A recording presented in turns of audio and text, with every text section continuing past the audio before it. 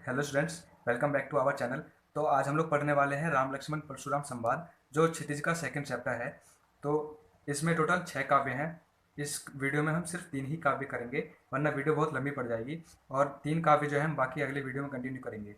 तो देखते हैं फर्स्ट काव्य में क्या है। इस कहानी में आपको पहले बता देता हूँ कि इसमें जब सीता जी का स्वयंवर होता है तो राम जी शिव जी का धनुष तोड़ देते हैं, देखा ही होगा आपने लॉकडाउन में। तो वही राम जी और लक्ष्मण जी और परशुराम जी में जो बातें होती हैं, संवाद होता है, वही इस पूरे कहानी में है। तो देखते हैं फर्स्ट काव्य में क्या है। नाथ संबोधन भंज निहारा हो ये कहूँ एक दास तुम्हारा। इसमें इस लाइन में राम जी परशुराम जी से कहते हैं, हे नाथ, शिव जी का धनुष तोड़ने वाला तो आपका ही कोई एक दास होगा। आयसु कह किम किह किन मोही, सुनी रिसाई बोले मुनि कोही। आप राम जी कहते हैं, आपकी जो आज्ञा है वो मुझसे क्यों नहीं कहते।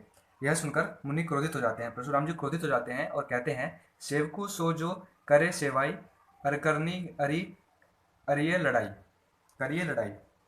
तो परशुराम जी कहते हैं, सेवक वही होता है जो सेवा करता है, शत्रुता का कार्य करने वाले से तो शत्रुता का कार्य करने वाले से तो लड़ाई ही करनी चाहिए। सुनहु राम जे जेहि शिव धनु तोड़ा, सहस बाहु सम से रिपु मोरा।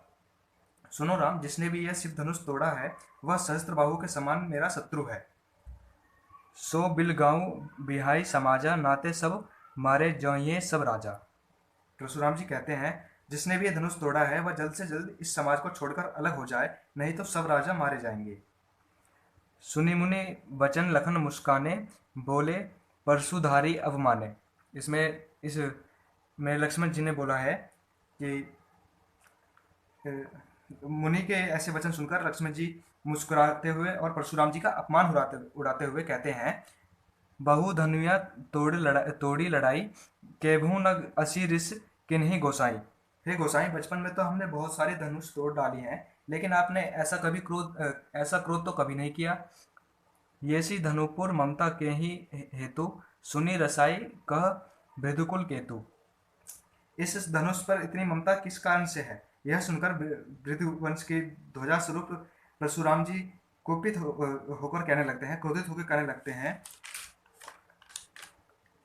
रे नृप बालक काल बस बोलत ते ही ना संभारा।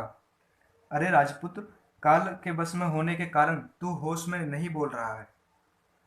धनुई सम चित चित्रु चित त्रिपुरा रिधुनु विद विदति सकल संसारा। सारे संसार में प्रसिद्ध शिव जी का धनुष क्या कोई ऐसे धनुष का समान, कोई भी धनुष का समान है। इसका समान कोई धनुष नहीं है। इसमें परशुराम जी कहते हैं। आई होप ये आपको समझ में आ गया होगा काव्य। तो देखते हैं सेकंड काव्य जल्दी से। सेकंड काव्य में ये है, लखन कहाँ हंसी हमारे जाना, सुनहु देव सब धनुष समाना। लक्ष्मण जी हंसकर कहते हैं, हे देव सुनिए, हमारी समझ में तो सभी धनुष एक समान ही हैं। का छाती का लाभ जनु धनु तोड़ा, देखा राम नयन के भोरा।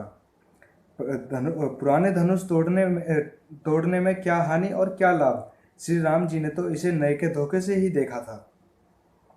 छुअत टूट रघुपति ना दोसु, मुनि बिनु काज करिए कत रेसु। यह तो छूते ही टूट गया, तो इसमें रघुनाथ जी का तो कोई दोष ही नहीं है। आप बिना कारण ही क्रोध कर रहे हैं। बोले चिते परशु की ओरा, रे सट सुनहि सुभाव न मोरा। परशुराम जी क्रोधित होते हुए और अपने फरसे की तरफ देखते हुए कहते हैं, अरे दुष्ट, तूने मेरा स्वभाव नहीं सुना। बालक बिलो बोधु नहीं तो ही, केवल मुनि जड़ जान ही मोही। मैं तो तुझे बालक समझकर नहीं मार नहीं रहा हूँ, तूने मुझे ऐसा वैसा मुनि समझ रखा है। बाल ब्रह्मचारी अति कोही, विश्व विख्यात क्षत्रिय कुल द्रोही। मैं बाल ब्रह्मचारी हूँ, बहुत गुस्से वाला हूँ, क्रोधित वाला हूँ, विश्व में विख्यात क्षत्रिय कुल का द्रोही हूँ। भुजबल भूमि भूप बिनु किन्हीं, बिलुप बार मेहदेव वनः दिनहि। अपने भुजाओं के बल से मैंने इस भूमि को राजाओं से विहीन कर दिया है और अनेक बार ब्राह्मणों को दान में दे दिया है। राजाओं से विहीन करना मतलब राजाओं जो भूमि होती है उनसे राजाओं को मतलब हरा के उनकी जो भूमि है वो मैंने ब्राह्मणों को दान में दे दिया है। सहस सहस बाभुजु छेद निहारा परशु बिलोक माहिप कुमारा। सहस्त्र बाहु की भुजाओं को छिन्न भिन्न करने वाला इस फरसे की ओर देखो,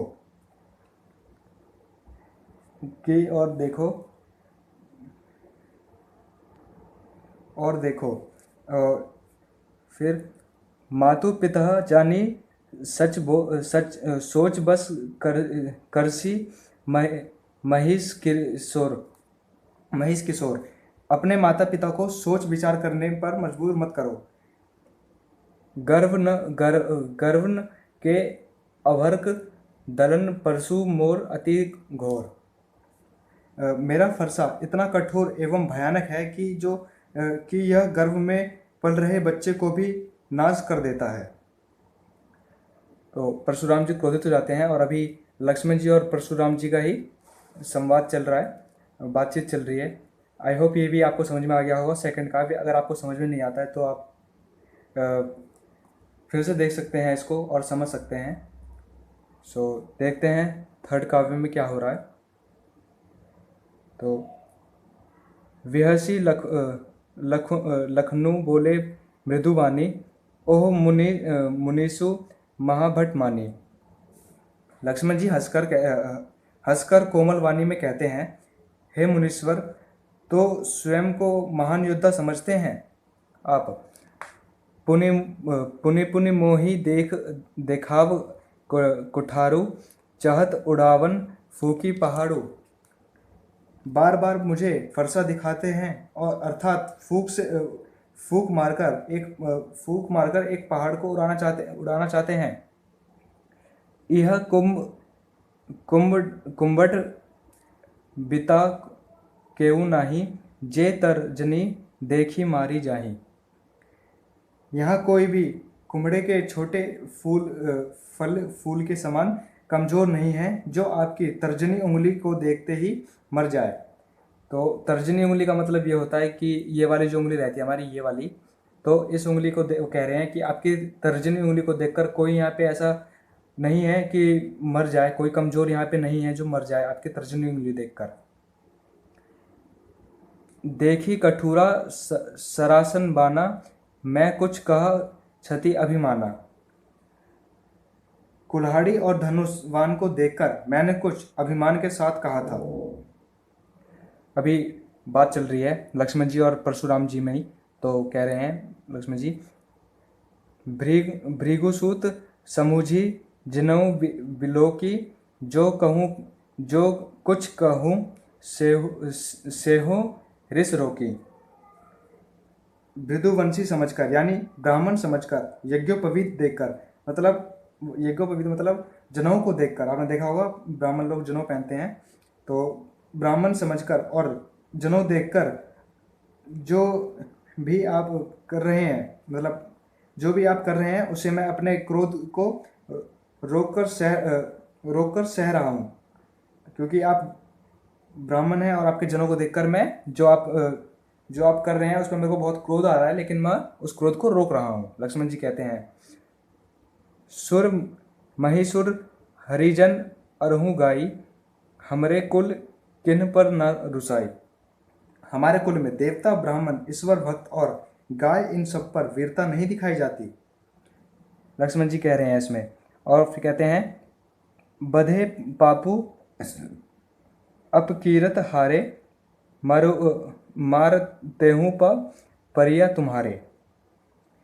इन सब का वध करने में हमें पाप लगता है और इनसे हम हार जाने पर अप्यास होता है। मतलब कि अप्यास मतलब कि उपहास उनका उड़ता है, यही है। और उपहास उठता है। और फिर कहते हैं, यदि आप मारें तो आपके पैर ही पकड़ने चाहिए। अगर आप हमें मारेंगे तो हम आपके पैर पकड़ लेंगे। कोटि कुलिस सम वचनु तोहारा, व्यर्थ धरहु धनुबान कठारा। लक्ष्मण जी कहते हैं, आपका एक एक वचन करोड़ों वज्र के समान है, फिर भी धनुष्वान और कुल्हाड़ी व फरसा तो आप व्यर्थ ही धारण करते हैं। जो विलोकी अनुचित केहूँ छूमहु महामुनि धीर। धनुष्वान और फरसा देखकर मैंने कुछ अधिक कह दिया तो उसे धैर्य धारण करने वाले हे महामुनि मुझे क्षमा कर दे। इस लाइन में क्षमा मांग रहे हैं लक्ष्मण जी परशुराम जी से और कहते हैं सुनी सरोस भृदवंशमणि बोले गिरा गंभीर। यह सुनकर परशुराम जी क्रोध के साथ गंभीर वाणी में बोले। वो हम पढ़ेंगे नेक्स्ट काव्य में। तो आई होप ये काव्य भी आपको समझ में आ गया होगा, तीनों काव्य आपको अच्छे समझ में आ गए होंगे। अगर आपको समझ में नहीं आया तो फिर से आप वीडियो देख सकते हैं, वैसे समझ में ही आ गया होगा, बहुत आराम से बताया है। तो अगर यहीं तक थी वीडियो, अगर आपको ये वीडियो अच्छी लगी तो प्लीज़ लाइक सब्सक्राइब करना ना भूलें। और अगर आपको ये लगे कि आपको ये आपके दोस्तों को ये वीडियो की ज़रूरत है तो प्लीज़ शेयर करना ना भूलें। Thanks for watching.